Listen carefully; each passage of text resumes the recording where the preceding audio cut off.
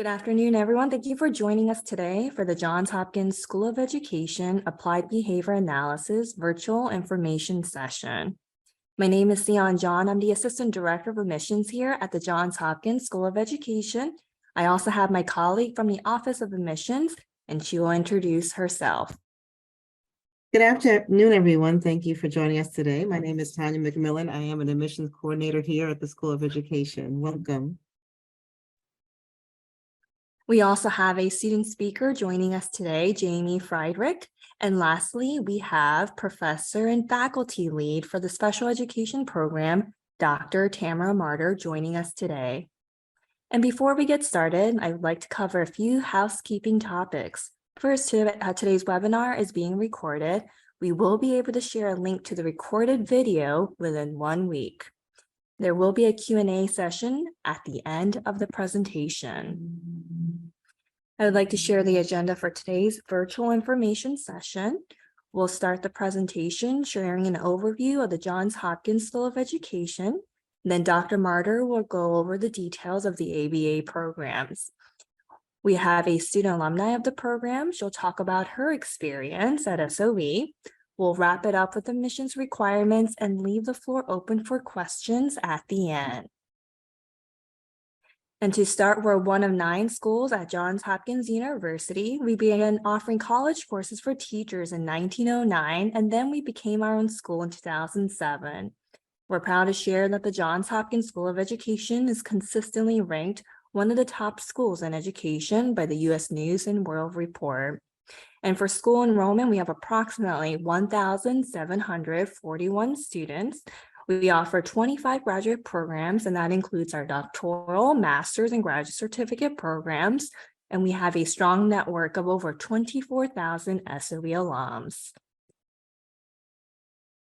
And here on this slide, you'll see the faculty members for the Special Education Department, Dr. Rebecca Cruz, Dr. Tamara Martyr, and Dr. Alexandra Shelton. And presenting today, we have Dr. Tamara Martyr. Dr. Martyr is the faculty lead for special education at SOE. She has worked in the field of applied behavior analysis since 1994. And her research interest includes improving learning outcomes for students with developmental disabilities and autism through effective training and preparation of educators and professionals who provide educational services. This includes training educators on implementing evidence-based practices with fidelity and preparing special educators in the field of applied behavior analysis. At this time, I'll hand the floor over to Dr. Martyr. Welcome. Thank you. Hi, everybody. I'm so glad you're here with us to talk about our ABA programs at Johns Hopkins.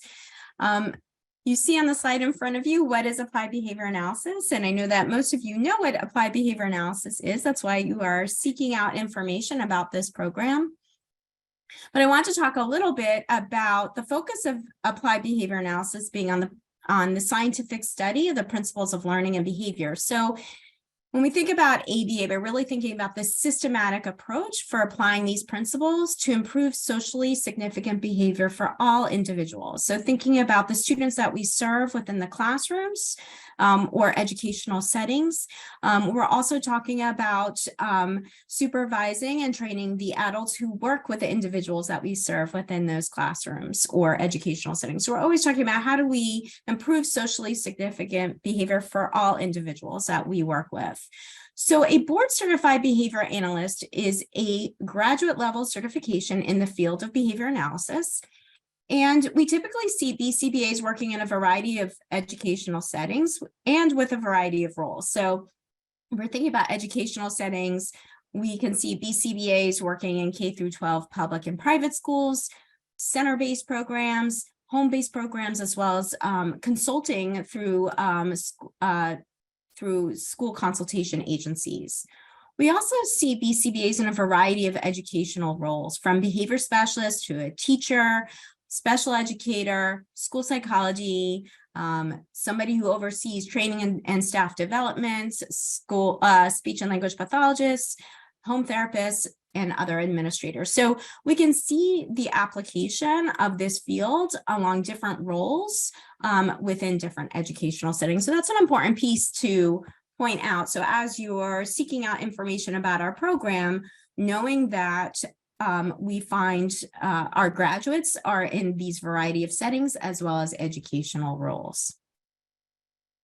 So going on to the next slide, in this slide, which is taken from, adapted from the Behavior Analyst Certification Board's website, these are the different services that behavior analysts provide. So from conducting behavioral assessments, developing interventions, making database decisions, training others, overseeing the implementation of treatment plans, and pretty much all of the content that's outlined on our 5th edition task list by the Behavior Analyst Certification Board. So if these are tasks or services that you're interested in providing, seeking out certification as a behavior analyst is the next step. On our next slide, I'm going to talk about the demand for behavior analysis. So seeking out this graduate program is a great idea because we see a high demand for BCBAs. So if we look at some of our numbers here, we have the Behavior Analyst Certification Board puts out this job demand or employment demand across the US. So we see a 38% increase from overall in 2020 to 2021. Highest demand in different states, as you can see in the blue there, with the demand increasing 40% in the state of Maryland, as well as 33% in Virginia. So I'm thinking about specifically those folks who are from the Maryland area, but you can see this jobs report.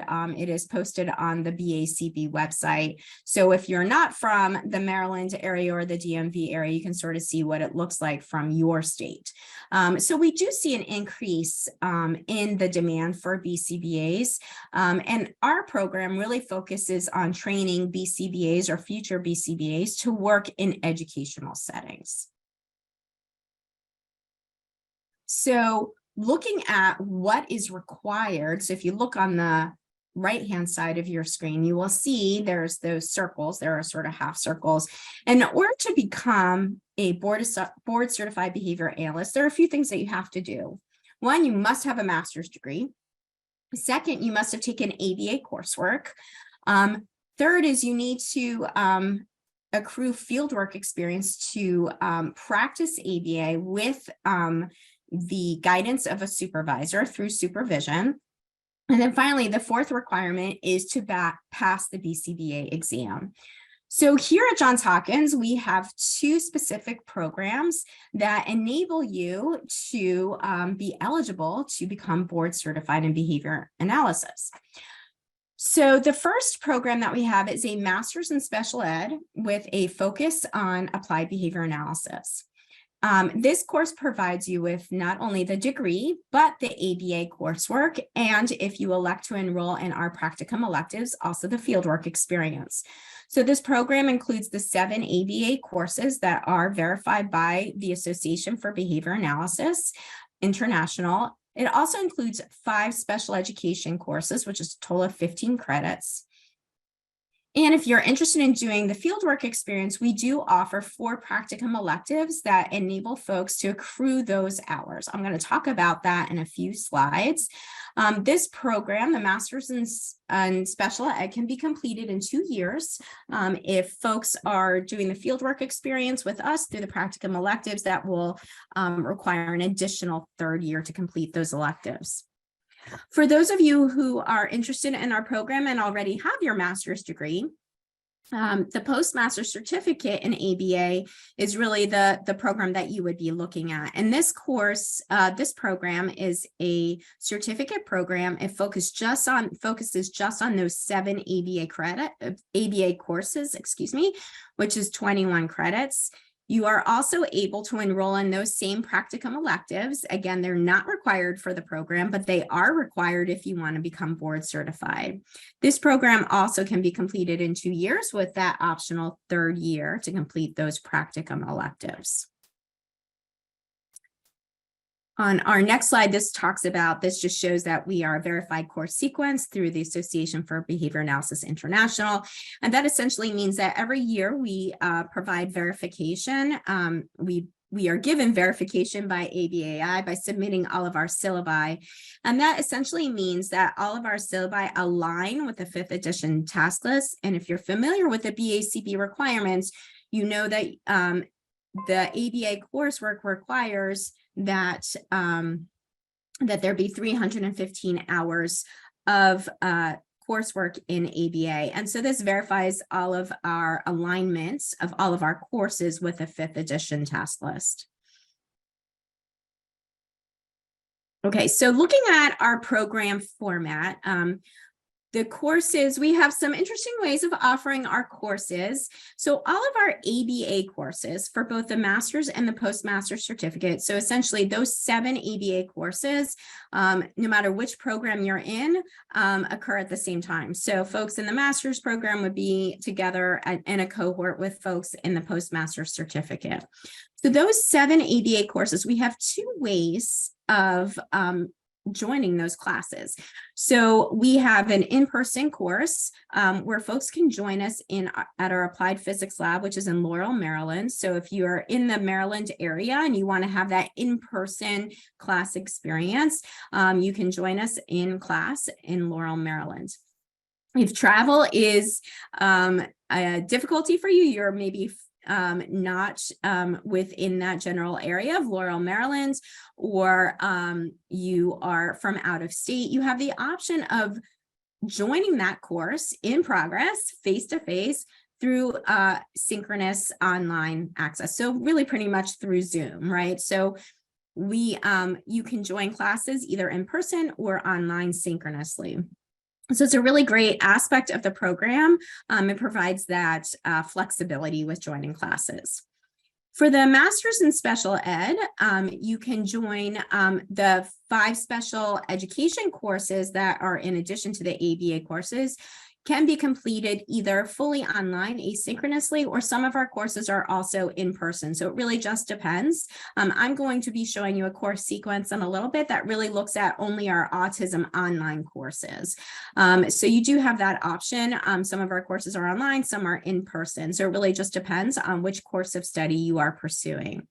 For the Master's in Special Ed, with a focus on ABA, all of the courses are offered across the fall, spring, and summer semester, where the Postmaster's certificate, they are offered only in fall and spring. There are no summer courses. Okay, our next slide talks about our learning outcomes. These are just a few of our learning outcomes. I couldn't fit them all on one slide, but really within the field of ABA, some of those learning outcomes are really focused on being able to not only define those principles of ABA, but also apply those principles.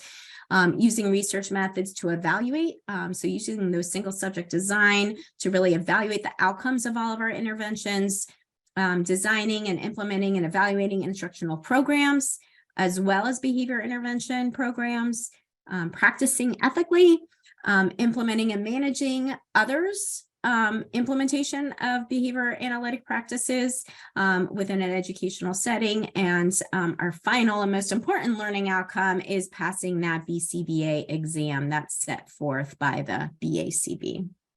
So these are just a few of our learning outcomes. Let's switch gears and talk about practicum, our practicum electives.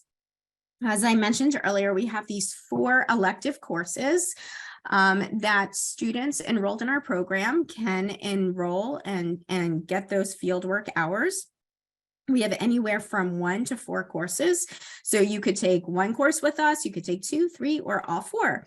The practicum electives enable students to earn or accrue hours according to the BACB through the concentrated experience fieldwork category.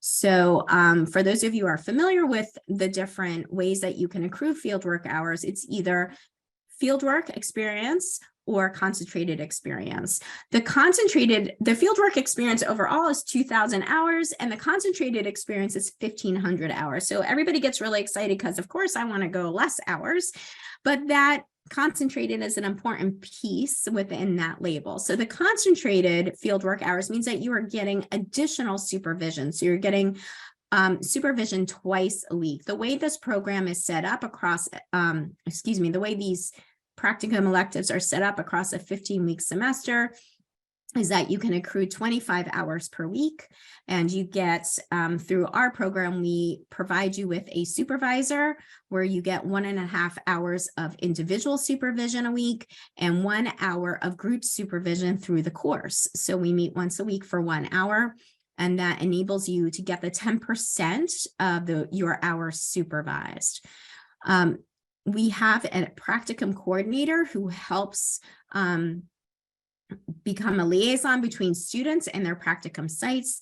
The majority of our students who are working in educational settings are typically able to do their practicum placement where they work. We want all of our students to be able to continue on in their full-time jobs. The majority of our students do work full-time and go to school part-time. So this enables students through an application process to make sure that their practicum or their place of employment would meet the needs of the practicum placement. And then our practicum coordinator pretty much vets all of the placements, ensures that students can practice behavior analysis within their placements, and ensures that we have supervisors assigned to each of our practicum students. So that is an overall general description of our practicum electives. Again, it is not required for the program, but it is required. It's not required to graduate from our program, but it is required if you are pursuing board certification behavior analysis. So here's an example of a course sequence for the Master's in Special Ed, and this is what we call our autism track. So you can see all of the ABA courses are listed in parentheses. There's a lot of information on this page. And then a lot of our special ed courses for our online autism courses are taken in the summer. And the first year of the program, in the second year of the program, you'll see that the practicum electives begin. So if folks are not taking the practicum electives with us, then the additional course to be taken that semester is listed if not taking the electives. All of our courses follow a scope and sequence.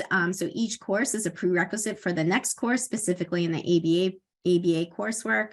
And again, all of these courses meet the 315 hours. So you can see how the program could take 2 years, but if you're adding in that practicum, it would take an additional 3rd year.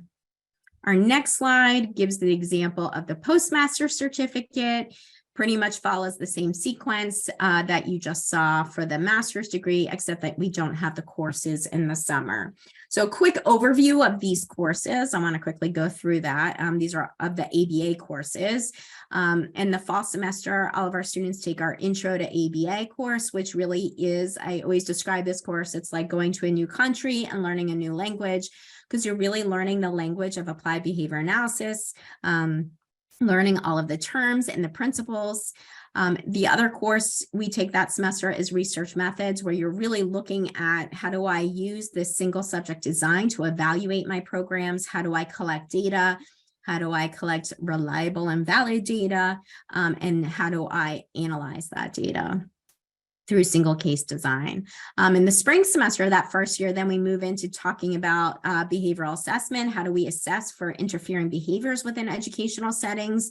Not only how do we assess, but how do we intervene? So we get into talking about functional behavior assessment, functional analyses, developing interventions that are based on function to address those interfering behaviors.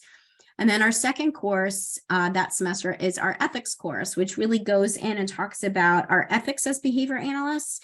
What is our responsibility to the field and to the folks that we serve? And also, how do we behave professionally as behavior analysts? And as you can see here, the practicum come in on the second year.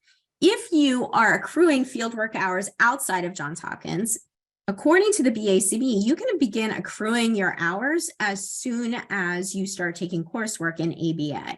And that's totally fine. That's set up by the BACB. The way that we have set up our curriculum here at the program is that we want all of our students, before they enroll in our practicum electives, to have those 4 courses in the first year sort of under their belt before they start practicing behavior analysis. So in the second year, you see we have behavioral assessment of instructional strategies. So we're really focusing on skill acquisition. How do we teach new skills? So it's important to point out that skill acquisition as well as behavior reduction are two pieces that come together, right? So we can't really reduce interfering behaviors without teaching a new behavior, but we separate those out into 2 different courses, one on behavior reduction and one on skill acquisition or behavior acquisition, because there are so many different strategies and assessments for each of those that we want to keep those separated. So the second year we do behavioral assessment, instructional strategies, and practicum 1 elective. If not taking the practicum with us, then that moving into the applications course of ABA, which I'll talk about in a few seconds.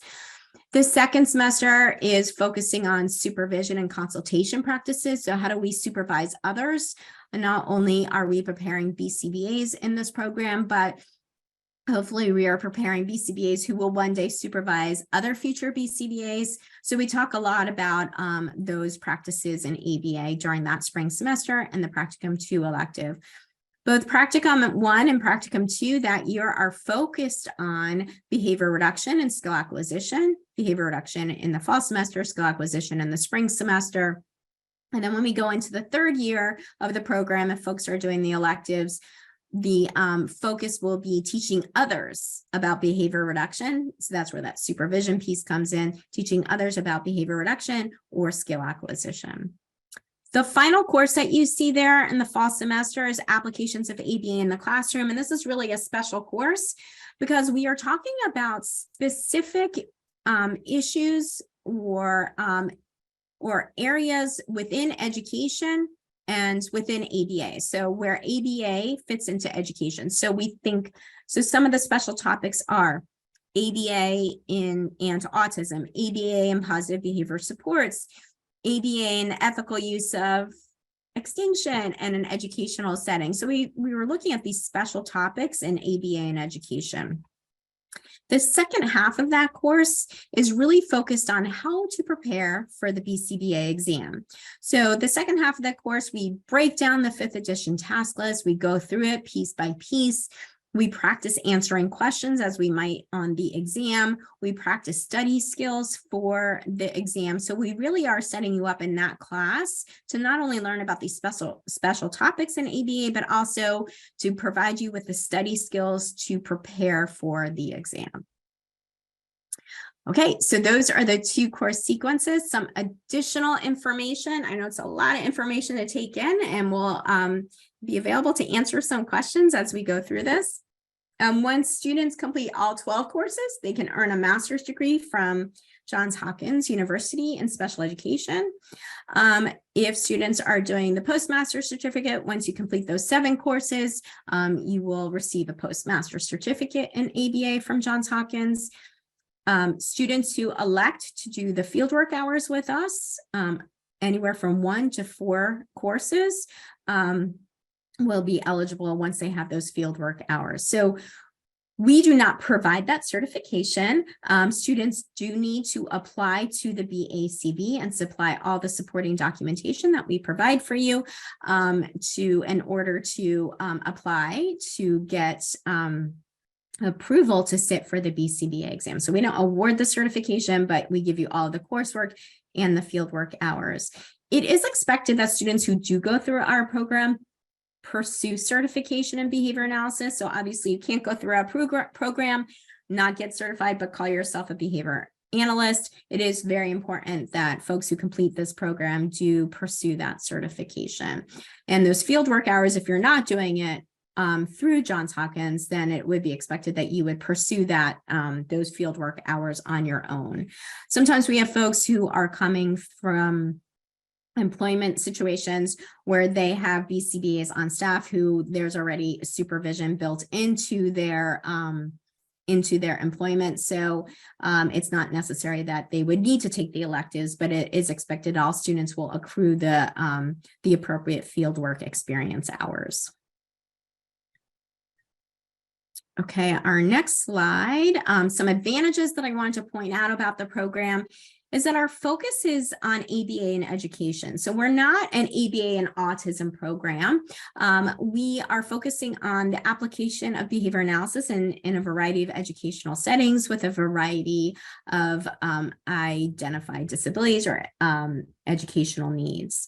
Students who complete our ABA program do pass the BCBA exam. We have a total of 70 graduates, 69 graduates, which is a 99% pass rate for first time and second time test takers have passed the exam. So we are, if you are familiar with the pass rate, you know that it's not very high. The pass rate is about 64%. So 64% of people who take the exam do not pass the exam, but our students are pretty successful with passing that exam. Another advantage is this practicum. We do provide our practicum electives. We provide that supervisor. We have been providing our practicum electives for the past 10, 11 years. So we have a very clear curriculum for all 4 courses. We provide that supervisor. We have the liaison of the practicum coordinator. We have a group of supervisors who we have trained and who have been with us all of these years. And they're a great bunch of supervisors. I do want to point out that in order to do the practicum electives through Johns Hopkins, it is important that it is required that students are here in the DMV area. And then finally, the final advantage is our faculty. All of them are board certified. They are at the doctoral level. They are all practicing ABA, and then they are joining our students in the evening to teach ABA. So we have a very strong group of faculty who are who are experts in their field. And then some other additional milestones, some impact of our program. Since 2013, we've had 84 graduates representing a variety of educational professionals.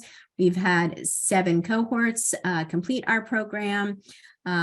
69 of them are board certified, and 43 who remain in the Maryland area are licensed behavior analysts. And now I'm going to turn things over to Jamie, who is an alumnus of our program. Jamie actually did her master's degree here in special ed prior to us having a master's degree in ABA, in special ed and with a focus on ABA. So before we had that program, Jamie was here and she graduated with her master's degree in 2018. And then she went on to get her postmaster's certificate in ABA in 2021. You can sort of see her bio there in front of you, but I'm going to hand things over because I'm going to stop talking now and hand things over to Jamie, who's going to talk about her experiences in the program. And Jamie will also be available at the end of this presentation to answer any of your questions. So sometimes there are some really good questions for students who've gone through the program or graduates of the program that our students can better, our alumni can better answer those questions than your professor can. So I will hand it over to Jamie. Thank you, Dr. Martyr. Thank you for having me again. Just for those of you who may not have taken the time to read my bio, just a quick piece about me. I work at the Kennedy Krieger School Powder Mill campus, and I've been there for 12 or so years. My role that I have had for the majority of my time here is the work-based learning teacher. So I really have a unique opportunity to provide some off-campus job experiences for high school and transition age students in the community. And then I also was a general educator, and so I have quite the array of experience. But I would have to say that my experience in getting my master's at Hopkins, as well as my postmaster's certificate in applied behavior analysis, actually has provided most of the opportunities that I see in my work today. And that can be from training staff who are kind of in the community working one-on-one with students or in cohorts of students, training them to really implement some of those skill acquisition plans that I've written or that I've put in place, as well as just training staff of how to implement some of the behavior plans that we have on site, but kind of in that unique setting off site while they're working in the community.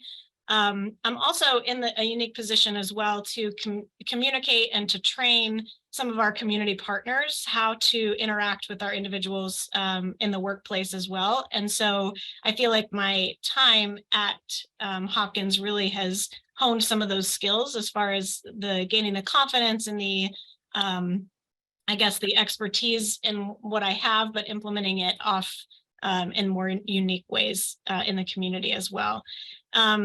I also have the unique opportunity as well to collaborate with some of our behavior specialists on behavior intervention plans that have been written for students that are on site, but being able to communicate with them as a team approach and making sure that they are able to be implemented off site. But I would not be able to do that effectively without the certifications that I have from Hopkins. So as you can hear and know, I value my education and the opportunities that has provided. But I think the thing that I always like to talk about in these settings is that the faculty is stellar.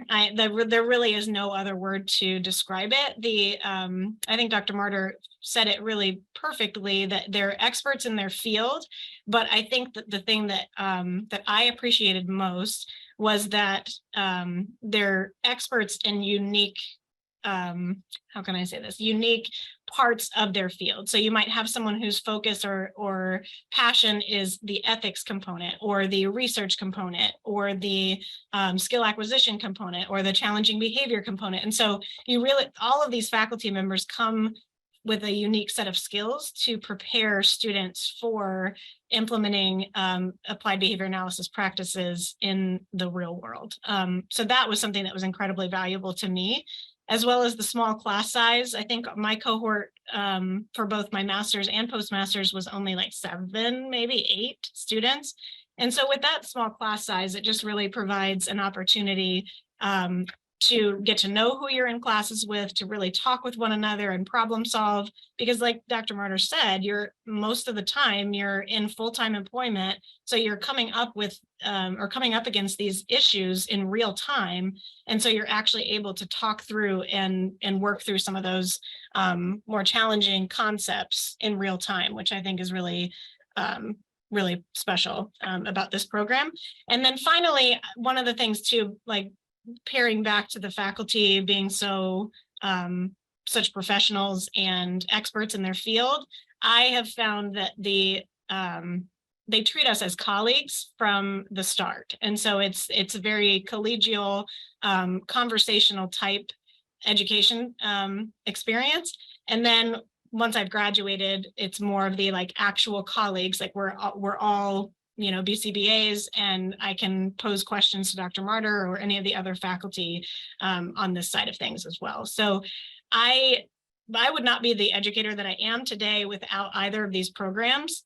And it's a lot of work. It's very hard. I can attest that I don't think I've ever worked as hard in my life, but it was worth it. And the faculty prepare you for that exam. But I think even more than that, they prepare you to use the skills that they have instilled in a variety of ways. So that's all I have, but I'm happy to answer any questions at the end.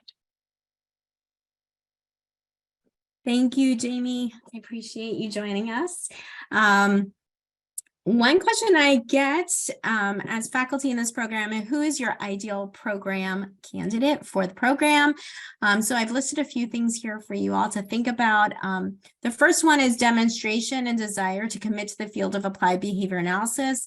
As Jamie was alluding to, the program is a tough program. It's hard. It requires a lot of work, rigorous work. So if you are looking for a program that's going to give you a few more letters after your name, this is not the program for you. You definitely want to have an understanding of applied behavior analysis and the impact that applied behavior analysis can have in educational settings.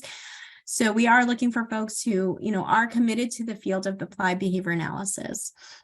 Another characteristic is understanding all of the requirements. So if you have checked out the BACB website, you know there are lots of requirements.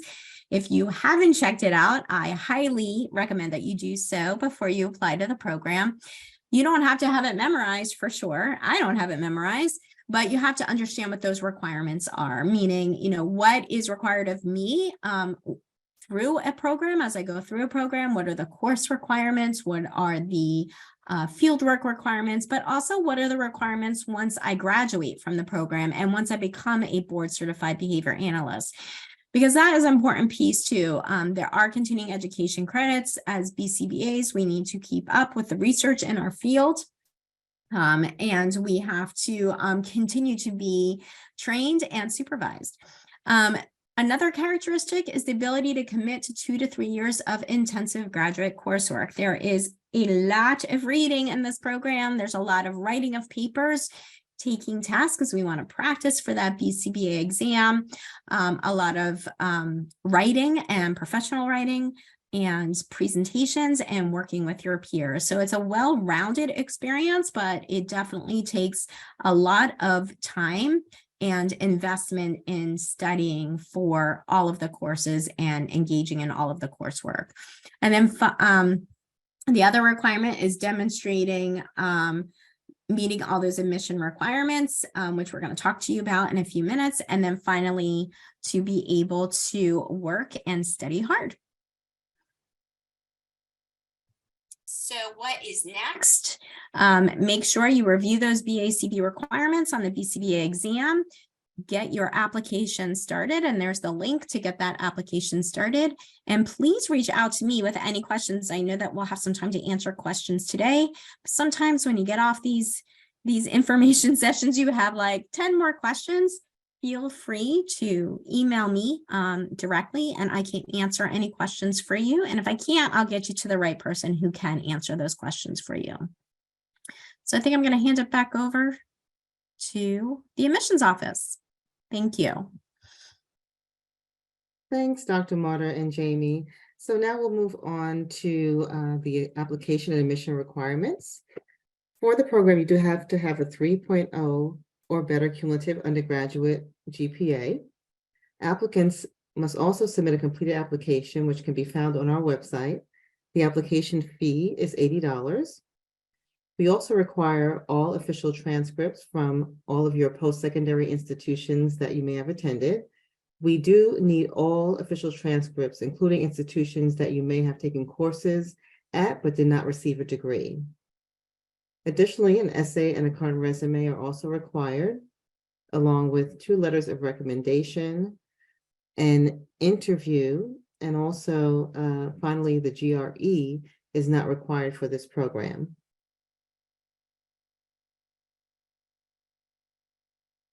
There are a few additional steps you'll need to take if you're an international student to complete the application process. You must submit a TOEFL or IELTS score that demonstrates English proficiency. If your degree was completed outside of the United States, you will need to complete a course-by-course credential evaluation. Additional information for international applicants can be found on our website via the International Student Admissions page.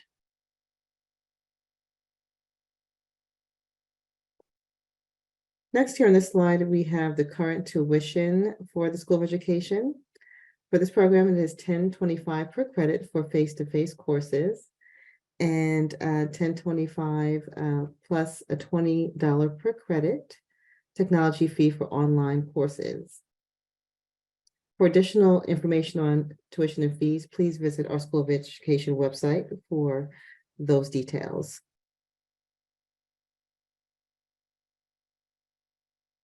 If you're interested in applying for federal financial aid, we strongly encourage you to apply for financial aid when you start your application by completing a FAFSA form. You'll also find here external funding resources via scholarship.com and teacher.org. Additionally, we do offer a limited number of partial need-based scholarships for fall and spring semesters. The application deadline to apply for the SOE Endowed Scholarship is April 3rd. Also, you can visit our website and financial aid page for further information on financial aid and scholarships.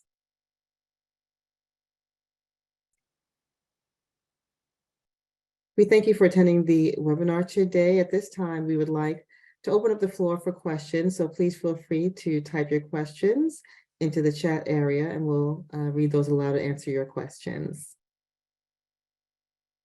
It looks like we do have one question asking, what is the difference between the ABA and behavior support specialists?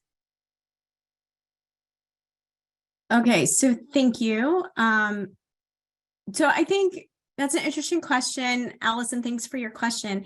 So the difference between an ABA and behavior sports, I think you maybe meant a BCBA and behavior sports specialist. I think it really depends on where you work and either the school or the organization that you work for. So some behavior specialists are BCBAs.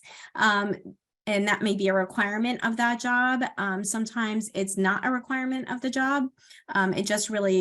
It really depends, right? So you can be a BCBA and a behavior specialist.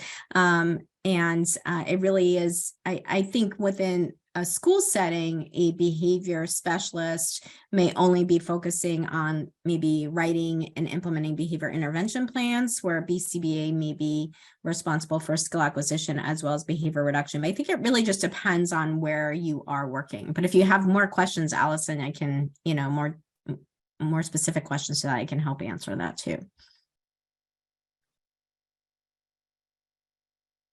Thank you, Dr. Marder. Another question that we often receive in admissions would be regarding the location of classes and if there's any that are fully available online, if there's any online options available for this program. Yes, so we do have our courses. We have fully online courses that are asynchronous. If we're looking at the master's degree, the autism courses are all asynchronous online, and asynchronous online means that you are going through all of the coursework in modules. So it's not, meeting with a course instructor every single week. It's going through modules, 1 to 2 week modules. The ABA courses are offered in person and online synchronously, meaning that while the class is taking place at our Applied Physics Lab in Laurel, Maryland, students can sort of phone in through Zoom and join us synchronously. So you may not be there in person hearing the lecture, but you are on Zoom hearing the lecture and able to engage in all of the course assignments, projects, and discussion. Okay, thank you. We do have a question from Justin. With the ABA being data-driven, what software can we expect to work with when analyzing the data? That is a great question, Justin. I think it really depends on who your professor is and what they're bringing into the class. I can't say we have a specific data analysis program. I will tell you I'm very old school, so I will focus on paper and pencil approaches to be able to analyze that data, good old calculators and pencil and paper. But our professors will be sharing any of that sort of technology as they go on. But like I said, I don't have one specific one that we use, but we do look at other approaches to paper and pencil for doing so. But that's a good one. I have not had that question yet, so thank you. Okay, great. Next question we have from Jacqueline. If you start the program and then need to take off a semester due to life events, is that possible or does it have to be consecutive? Okay, great. Thanks, Jacqueline. That is a good question. And through COVID, we have COVID and the pandemic and the shutdown of schools and the sort of balancing of all of those different responsibilities in our lives. We've had students who've had to take a semester off and it works, right? It just takes you a little bit longer to complete the program. We do have requirements for our certificate programs as well as through our certificate programs, as well as through the master's degree. You have I think it's 3 years for the certificate program and 5 years for the master's degree. So you want to be able to complete the program within that allotted time. But the courses, and depending on which program you're in, but really the ABA courses follow a specific sequence. So if you, let's say, start in the fall, well, you would start in the fall semester, but in the spring semester, you decide, I need to take this semester off. You really can't start classes again until the following spring because courses are only offered once a year. So it just becomes a little bit tricky. It's doable, but it does become a little bit tricky. Thank you, Dr. Martyr. It looks like we have 2 more questions, which is, I'm a full-time teacher and a parent with a pretty decent load of responsibilities. Do you think I will have enough time to be able to do this work successfully and complete the program? And this is for the Postmasters ABA program. Okay, thanks. Thank you for that question. It is doable. Right. So we have, and I'm going to hand this over to Jamie to talk about in a few minutes, but we have students who join our program who have a wide variety of outside responsibilities. The majority of our students do work full time. So I will tell you, as a full-time employee going to school in the evenings, it is doable. We have also had many people who've gone through this program who have families with young children. It is definitely also doable. It really just depends on, that's a question that you have to answer for yourself, with all of these requirements. Where am I going to carve out time to study and spend that time on the coursework? But I will tell you that we've had students who've been very successful in this program who have the same sort of description that you shared with us in this question. So I do think you would have enough time, but I don't know, Jamie, do you want to add any information to that about the amount of time that's required for study and to be successful in the program?